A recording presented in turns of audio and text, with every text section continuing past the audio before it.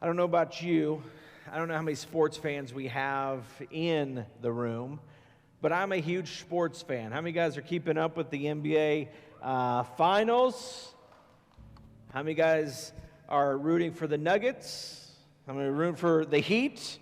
How many guys knew that Denver had a team? Okay, you're like, who are the Nuggets? In fact, interesting fun fact, the Nuggets have never won an NBA championship ever. And it looks like they're getting a little closer. But yet, here's what I've learned: you cannot count out the Heat because they're gonna come back and do something kind of fun. But I'm a huge sports fan. I love sports. Here's the horrible thing about the sports teams that I root for: none of them win championships. Okay, none of them have won. Well, there's only two teams have won championships, but it's been a long time. I root for every Detroit team. I root for the Detroit Pistons, and we had a good run in the 90s. We had a good run early 2000s, and now we're just fighting bad things after bad things. The Detroit Red Wings, it's a hockey team. I love the hockey. I love watching the Red Wings. The Detroit Tigers. I mean, really, nothing good has really come from Detroit in a long time in the Tigers organization, and even the Detroit Lions. There's hope for this year.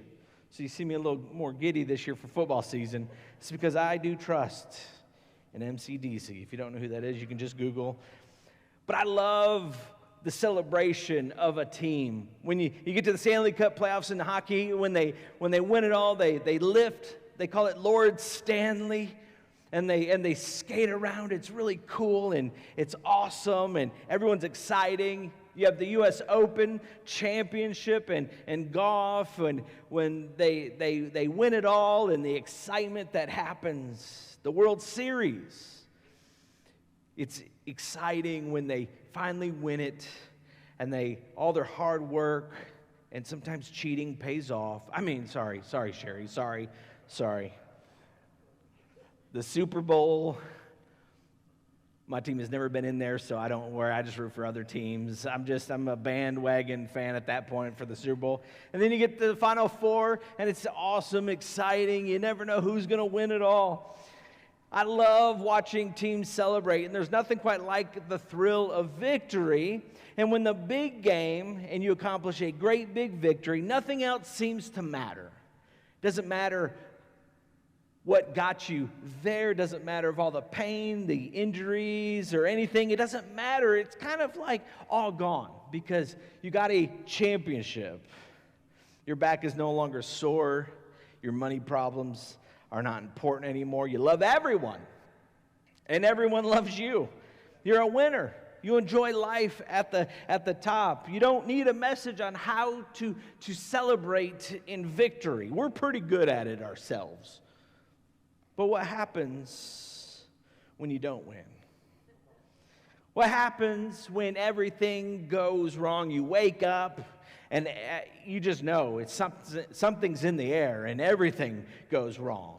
You know, you wake up, you step on your dog, and you're thinking, oh, man, why is the dog there? You clean up vomit from the dog, and then you're like, man, your kids leave stuff out, and you look out, and your car that was there is not there anymore. You're just like, man, this is going to be a bad day. It's a horrible day. But what do you do when you've lost everything? What do you do when you've lost it all? It's over. Your business is gone. Your kids have left home, and they've left God. What do you do? Your marriage is destroyed. You've lost everything in a financial disaster.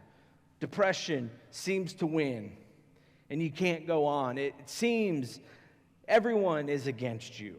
Your friends are gone. Your family is gone. Your dreams are dead. Your joy is gone. Your hope is gone.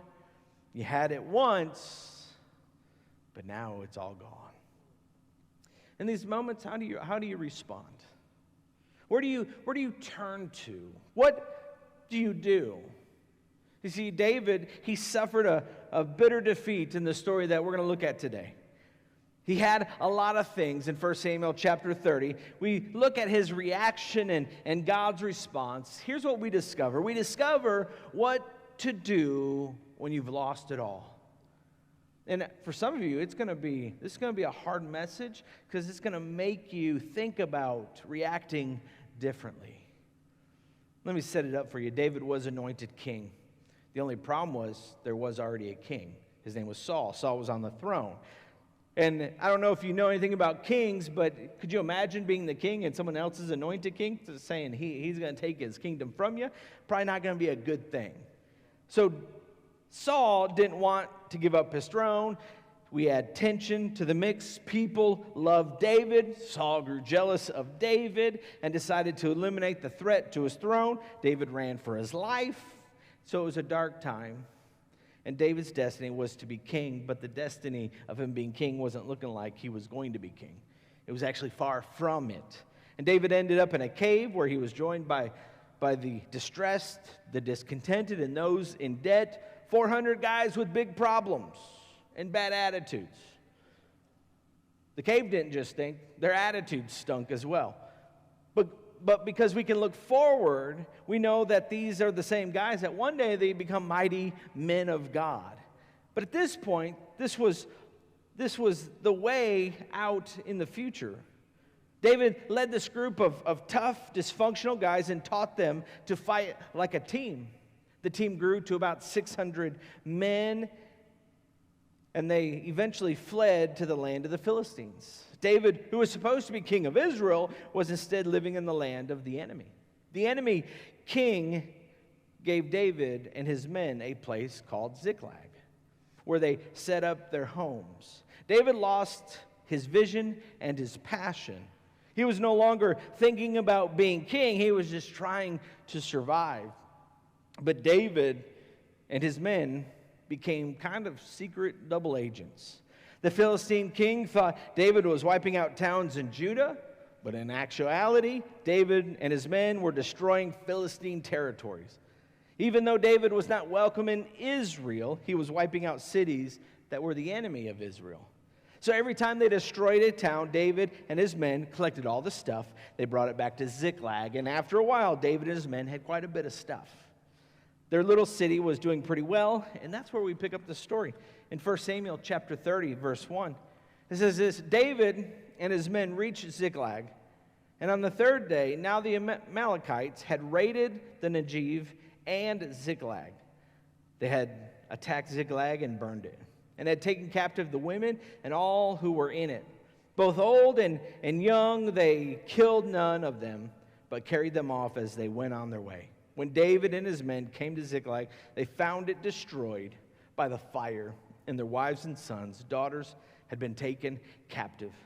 David and his men, they knew their families were safe and secure because Ziklag was a stronghold in that time.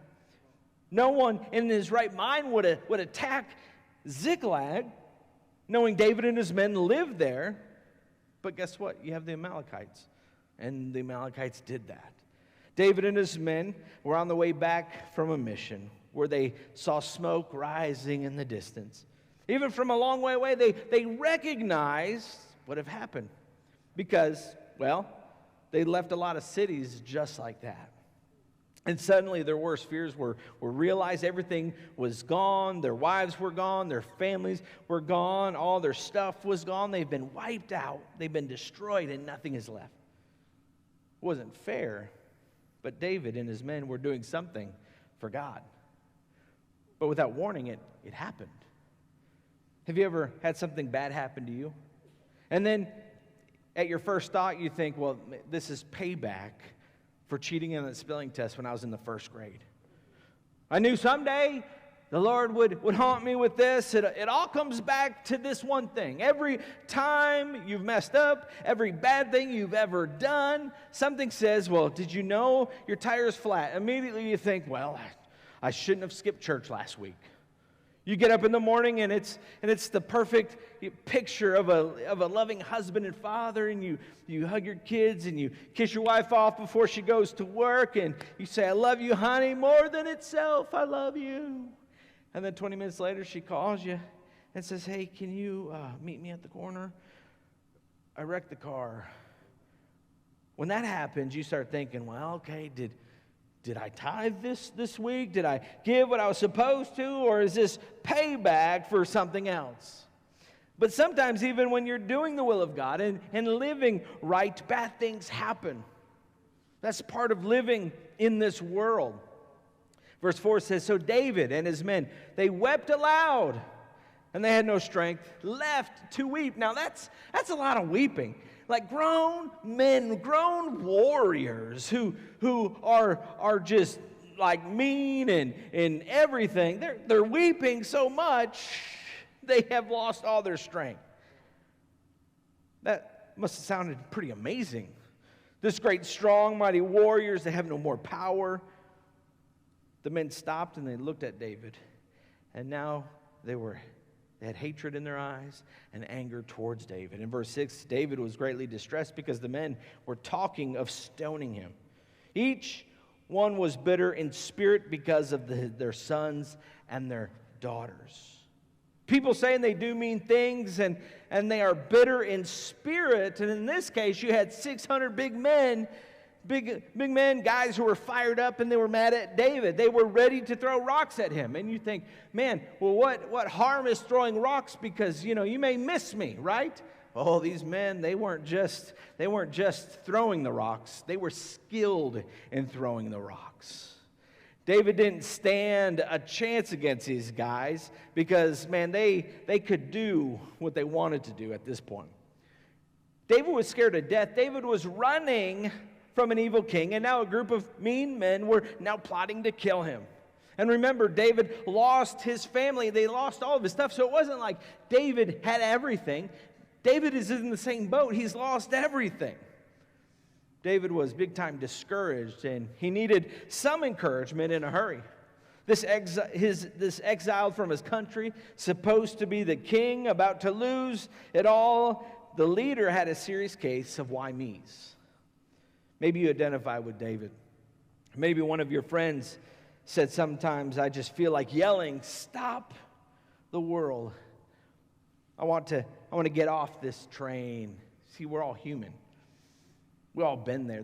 There've been times that I wanted to give up, and sometimes it may be easier to give up. It feels like it would be easier. Inevitably, when I feel that way, someone encourages me along the way, and it makes me feel good. They may send a text, they may talk to me, call me, stop me in the hallway, and they may say things, and how cool would that be if that was the whole church? Could you imagine being a whole church filled with people who were outrageous encouragers, that like you walked in and you may feel down, and by the time you get like out of your car, it was like 15 people talked to you and encouraged you and high-fived you and made you, man, they'd be like, wow, okay. You want a little pick-me-up? Come to First Little Rock Church.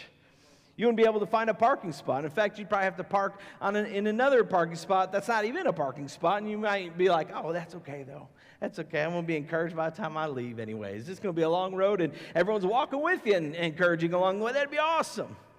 But what do you do when there's no one to encourage you? What if you look around and everybody sees the same thing you do? You may think you don't have a chance. Then what do you do? How do you avoid a meltdown? I want to show you something. What to do when encouragement is nowhere to be found, and it looks like there's no hope in sight. When that happens, you can do what David did. Verse 6, but David found strength in the Lord his God. See, the word used, strength, I think the King James Version translated it is encouraged. You read it this way, David encouraged himself in the Lord. So David had 600 men in front of him, angry guys in front of him with rocks in their hand. And some of them, they were Benjaminites. From an early age, they were taught to throw rocks with great accuracy. And so with their left hand, they could hit a rabbit 100 yards away. These guys were great rock throwers. David couldn't outrun them, and he didn't have a chance. So instead, what did he do? He stopped having a pity party. He stopped saying, I'm going to give up, I'm going to throw in the towel. David modeled something for us. David clearly needed a word from God, but first David made the decision to encourage himself. When there's no one around to encourage you, you have to find ways to get yourself encouraged on your own. You have to encourage yourself. You may say, but Greg, you don't understand how hard it is. I get it. I'm a human being too. I wake up, and there's sometimes I want to be encouraged. I gotta hype myself up to be encouraged. Let me ask you, do you have 600 men, angry men, big smelly guys who've just returned from conquering a city and lost all their families? Are they lined up to kill you? Well, if not, then if you don't, then David had it much worse. Do what David did. Encourage yourself, strengthen yourself in the Lord. So how did David encourage himself? I believe David did what he often did in times of trouble. I think he started with writing songs. I'm not sure which ones he wrote, but we've read several that kind of fit the situation. You can imagine David writing the song in Psalms 27. The Lord is my light and my salvation. Whom shall I fear? The Lord is the stronghold of my life. Of whom shall I be afraid? When evil men advance against me to devour my flesh, when my enemies and my foes attack me, they will stumble and fall. Though an army besiege me, my heart will not fear. Though war may break out against me, even then I will be confident, for in the day of trouble, He will keep me safe in His dwelling. He will hide me in the shelter of His tabernacle, and He'll set me high upon a rock. Then my head will be exalted above the enemies who surround me. At His tabernacle will I sacrifice the shouts of joy. I will sing and make music to the Lord. So when you worship and encourage yourself, God will bring you out of the circumstances where the enemy has trapped you. See, there's a way out. There's a place of safety. But God will put you in a place where your enemy won't be able to find you. David said, He set me high up on a rock.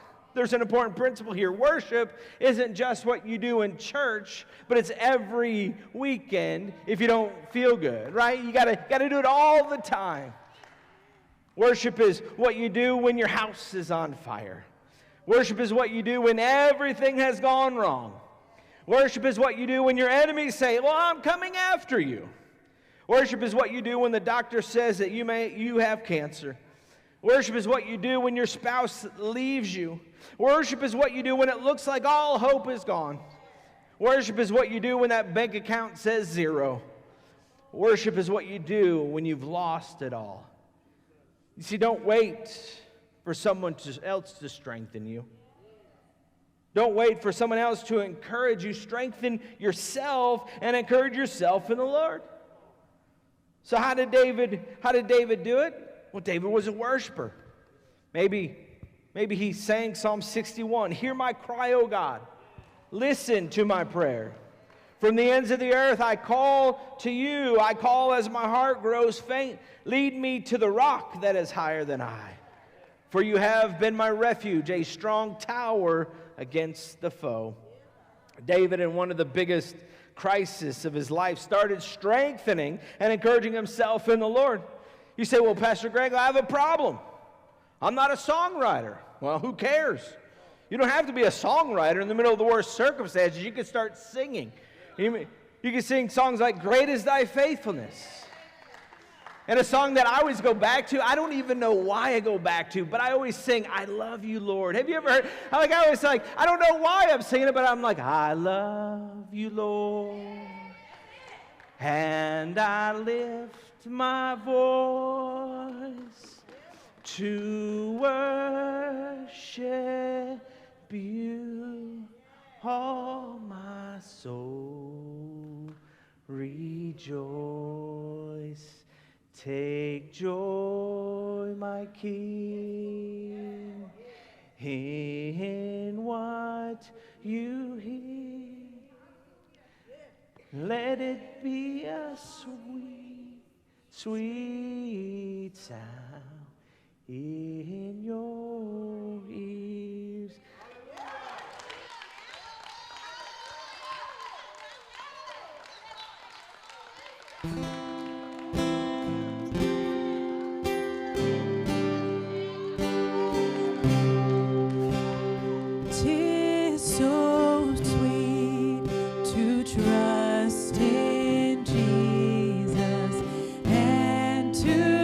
Take him at his word.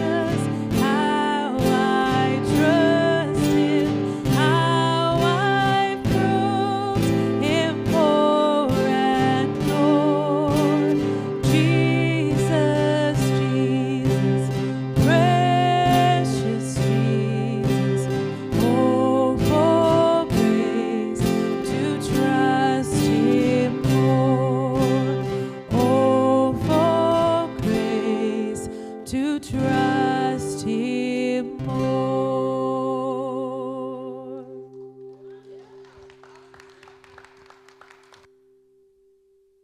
We got to sing those anchor songs.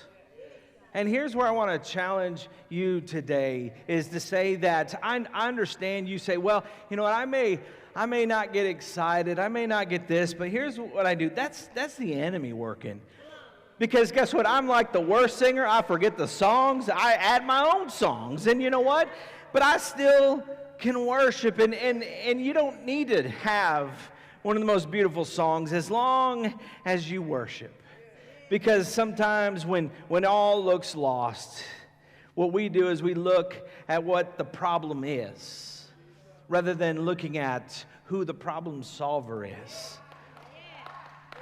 It's time that we feel the presence of God as you strengthen yourself in the presence. Isaiah said that they wait upon the Lord, He will renew your strength. So if you need your strength renewed, then don't just sit there waiting for Him to renew it. Because guess what? I don't know if you know this about God sometimes, but it's like it's a partnership, okay?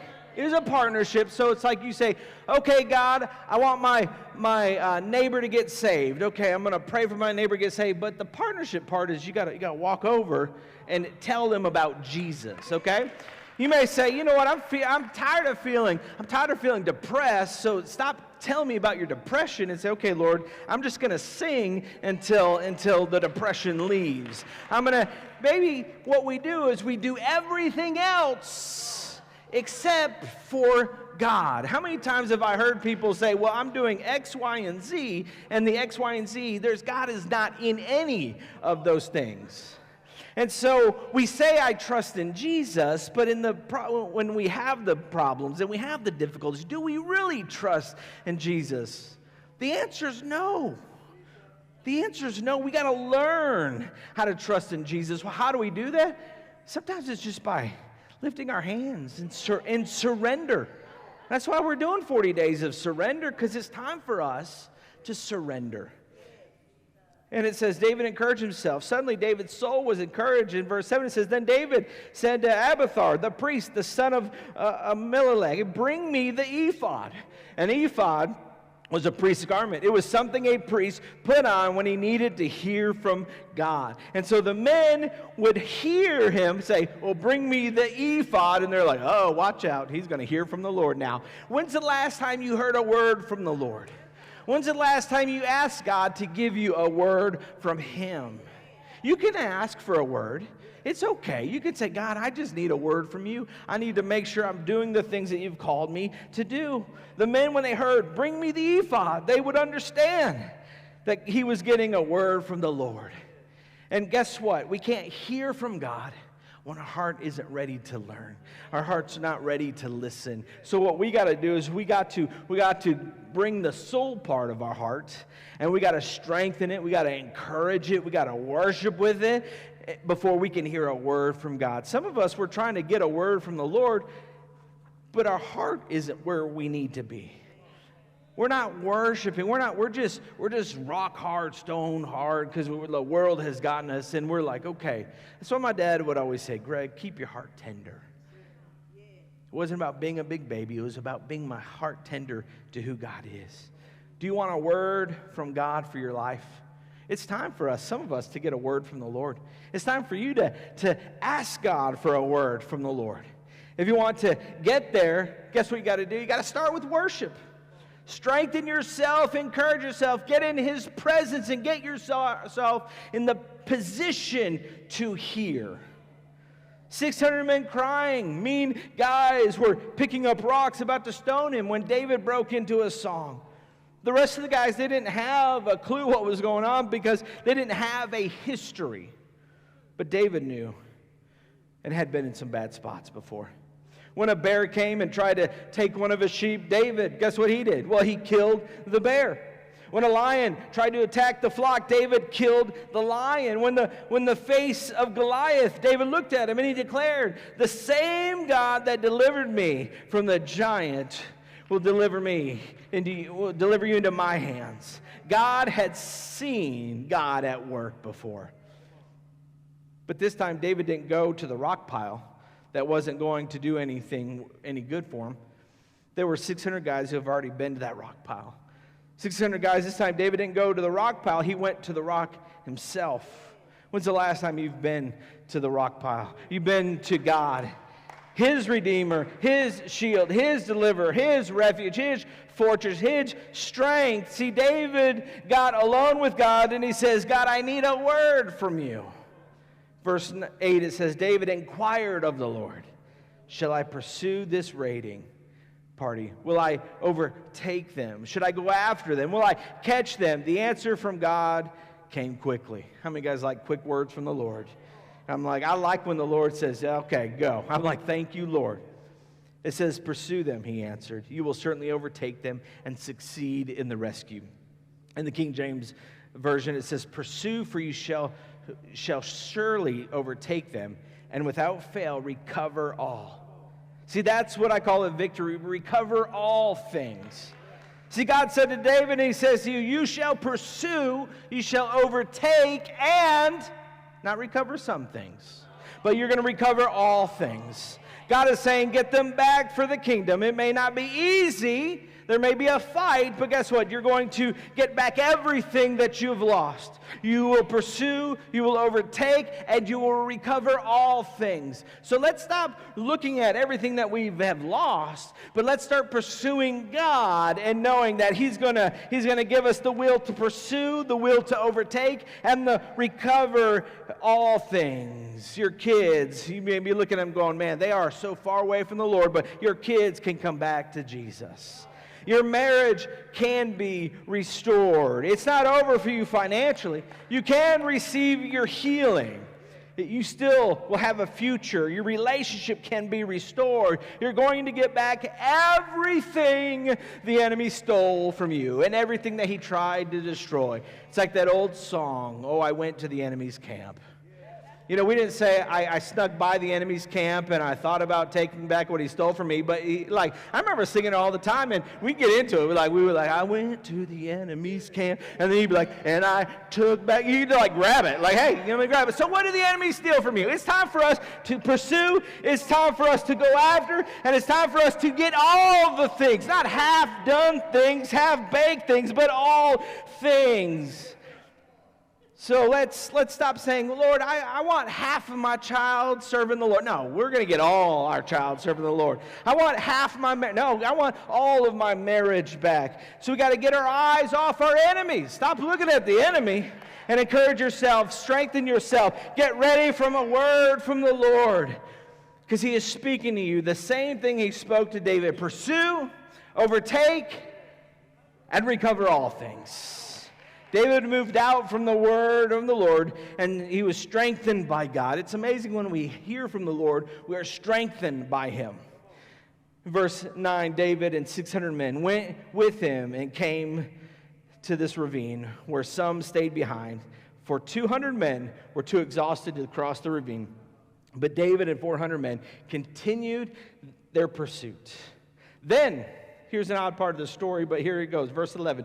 They found an Egyptian in a field, and they brought him to David. They gave him water to drink and food to eat. Part of a cake of pressed figs and 2 cakes of raisins. He ate and was revived, for he had not eaten any food or drunk any water for 3 days and 3 nights. David asked him, to whom do you belong, and where do you come from? He said, I am an Egyptian, the slave of an Amalekite. My master abandoned me when I became ill 3 days ago. We raided the Negev of these people in the territory belonging to Judah and the Negev of Caleb, and we burned Ziklag. Oh.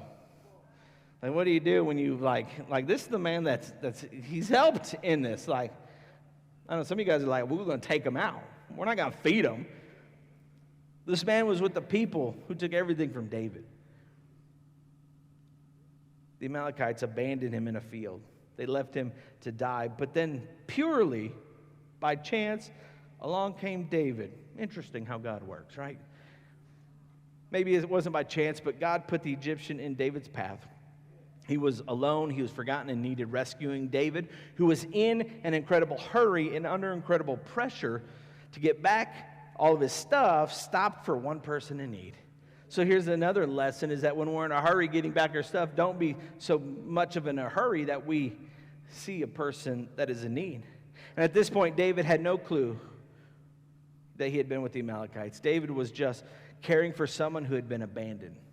Then David found out that he was with the guys who burned the city and took their stuff. Verse 15, David asked him, "Hey, can you lead me down to this raiding party?"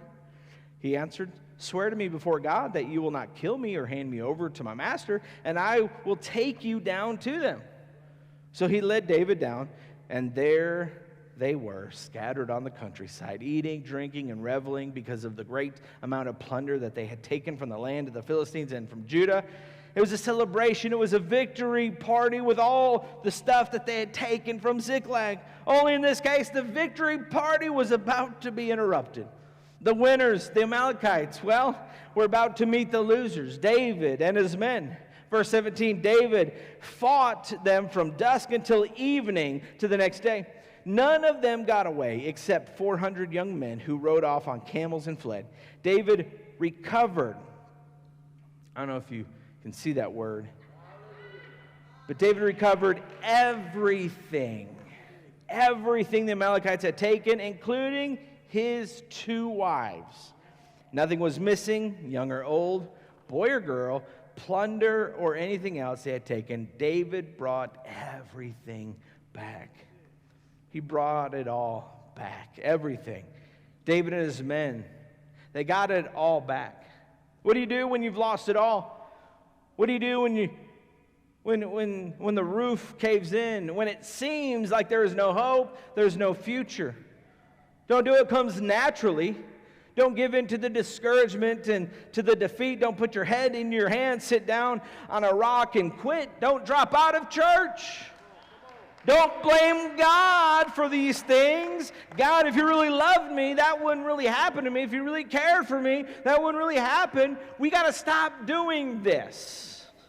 Don't do that. Instead, do what David did. Encourage yourself. Strengthen yourself in the Lord, and then worship. When you do, then you can go and out into His power and His strength. You will pursue and overtake and recover all that the enemy has stolen from you. You can recover everything that the enemy has stolen from you. The enemy has taken it from you. It seems like it's over. Just don't give up. Instead, encourage yourself in the Lord. It all starts with worship. You may be here and you say, "Pastor Greg, I don't feel like worshiping." Well, here's what I'm going to give you words of wisdom my mom gave me. Tough. Well, I don't care. Just worship anyways. You say, well, I don't care if it's like some of us we gotta go to, like, we're not even worship. We're just like this worship. We got to go from this worship, even like halfway worship. Let's go to halfway worship, okay? Some of us, and go, okay, I surrender all these things. But here's the question for you. Do you want it back? Do you want the things that God has promised you? Do you want all those blessings back? Let's stop fussing about it, and let's start worshiping about it. Because in our worship, that's when people hear about who God is. That's when your neighbor turns his life over to Jesus, because he says, "Well, I know their life has been difficult, but every time I see them, they're always singing, they're always smiling, they're always doing whatever they have, I want." I promise you, I go to like McDonald's, like, and I smile at the people, like right on Garden Springs. I smile at them. They look at me like I'm crazy. Hey, thank you. And it's because I'm letting them know, like, man, God has given me peace. God has given me joy. And you can have that too. So the order is important. What we got to do is we need to get in God's presence. We need to be with Him. Strengthen yourself in the Lord. And so the order is important. David strengthened himself in the Lord. Then he got a word from God. Then God said, "Pursue, overtake, and recover all things." If David never put himself in the position to hear, he never would have gotten the message from God, that he would never have known what to do, where to go. He would have never have had God's strength to pursue, overtake, and recover all. So this morning, if you're here and you're just tired of things and you're just lack of energy, lack of everything, and no purpose, no value, no anything, here's what we're going to do. We're just going to end in worship. I thought about praying for you guys, but I thought, maybe, well, okay, I could pray. No, we're going to position ourselves for worship. And I want you to, in the moment of worship, I want you to ask God, say, okay, God, Lord, help me. Lord, I just need your help. That's all it is. I just need your help. I just need you. And so no matter where you're at, I think we just got to end our time in worship.